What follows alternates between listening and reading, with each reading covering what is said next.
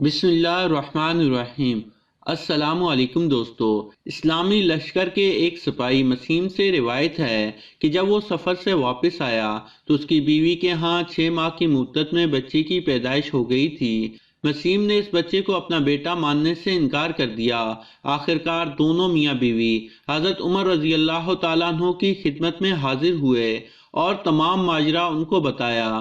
مسیم نے کہا کہ 6 ماہ سے زیادہ عرصہ نہیں گزرا کہ میں سفر سے واپس لوٹا ہوں اور اس کے ہاں بچہ پیدا ہو گیا ہے، یہ میرے نطفے سے نہیں ہو سکتا۔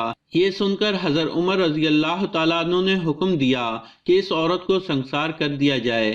حضرت علی رضی اللہ تعالیٰ عنہ نے سنسار کرنے سے پہلے حضرت عمر رضی اللہ تعالیٰ عنہ سے فرمایا کہ یہ عورت اپنے شوہر سے حاملہ ہوئی ہے، اور اس کی دلیل یہ ہے کہ اللہ تعالیٰ نے قرآن مجید میں فرمایا اس کی مدت حمل اور مدت رضاعت 30 ماہ ہے، اور پھر فرمایا مائیں اپنی اولاد کو 2 سال تک دودھ پلائیں، لہٰذا اگر 30 سے 24 کو نفی کر دیا جائے تو مدت حمل 6 ماہ بنتی ہے، اور 6 ماہ میں بچہ پیدا ہو کر زندہ رہ سکتا ہے، لہذا یہ لڑکا اسی شوہر کا ہے۔ چنانچہ حضرت عمر رضی اللہ تعالیٰ عنہ نے اس عورت کو رہا کر دیا اور بچے کو باپ سے ملا دیا اور اس فیصلے کی بھرپور تحسین فرمائی۔ ایک دن حضرت علی رضی اللہ تعالیٰ عنہ مدینہ کی گلیوں میں چلے جا رہے تھے کہ آپ نے دیکھا کہ کچھ لوگ غیظ و غضب کی حالت میں ایک عورت کو گھسیٹے ہوئے لے جا رہے ہیں۔ وہ عورت خوف کے مارے کانپ رہی تھی۔ حضرت علی رضی اللہ تعالیٰ عنہ نے پکار کر کہا کہ تم اس عورت کو کیوں گھسیٹ رہے ہو؟ لوگوں نے بتایا کہ اس عورت نے بدکاری کی ہے، اس لیے امیر المومنین حضرت عمر رضی اللہ تعالیٰ عنہ نے اس عورت کو سنسار کرنے کا حکم دیا ہے۔ حضرت علی رضی اللہ تعالیٰ عنہ نے اس عورت کو ان کے ہاتھوں سے چھینا اور لوگوں کی خوب سرزنش فرمائی۔ چنانچہ وہ لوگ حضرت عمر رضی اللہ تعالیٰ عنہ کی خدمت میں حاضر ہوئے اور شکایت کی۔ ان کی بات سن کر حضرت عمر رضی اللہ تعالیٰ عنہ فرمانے لگے کہ حضرت علی رضی اللہ تعالیٰ عنہ نے ضرور کسی بات کے معلوم ہونے پر ایسا کیا ہوگا، جاؤ ان کو میرے پاس بھیجو۔ حضرت علی رضی اللہ تعالیٰ عنہ حاضر ہوئے تو حضرت عمر رضی اللہ تعالیٰ عنہ نے آپ سے پوچھا کہ آپ نے ان لوگوں کو کیوں واپس کر دیا اور ان کو اس بدکار عورت پر حد قائم کرنے سے کیوں منع کیا؟ حضرت علی رضی اللہ تعالیٰ عنہ نے کہا کہ امیر المومنین، کیا آپ نے رسول اللہ صلی اللہ علیہ وسلم کا یہ ارشاد نہیں سنا کہ 3 طرح کے لوگوں سے قلم اٹھا لیا گیا، یعنی وہ بے قصور ہیں؟ ایک سونے والا آدمی جب تک وہ بیدار نہ ہو جائے، دوسرا نابالغ جب تک وہ بالغ نہ ہو جائے، اور تیسرا گناہ میں مبتلا آدمی جب وہ باہوش نہ ہو۔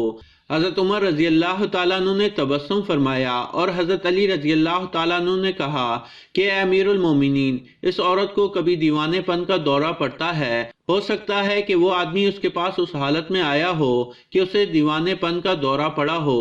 یہ سن کر حضرت عمر رضی اللہ تعالیٰ عنہ نے اس عورت کو رہا کر دیا۔ ایک بار 2 کنیزیں ایک لڑکا اور لڑکی میں جھگڑا کرتی ہوئی حضرت عمر رضی اللہ تعالیٰ عنہ کے پاس آئیں۔ حضرت عمر رضی اللہ تعالیٰ عنہ نے فرمایا کہ حضرت علی رضی اللہ تعالیٰ عنہ کو بلواؤ، اس میں وہ فیصلہ کریں گے۔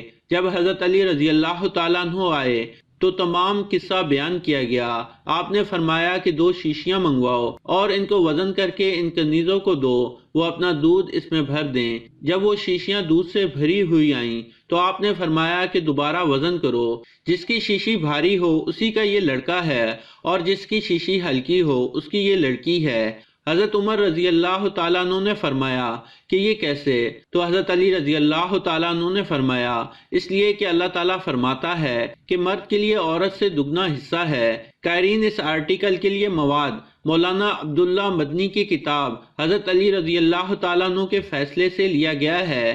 اس کو شائع کرنے کا مقصد تصویر کا دوسرا رخ دکھانا ہے، کیونکہ ہمارے ہاں تقریباً تمام لوگوں کو اس بات کا علم ہے کہ حضرت علی رضی اللہ تعالیٰ عنہ ایک بہت بڑے جنگجو تھے۔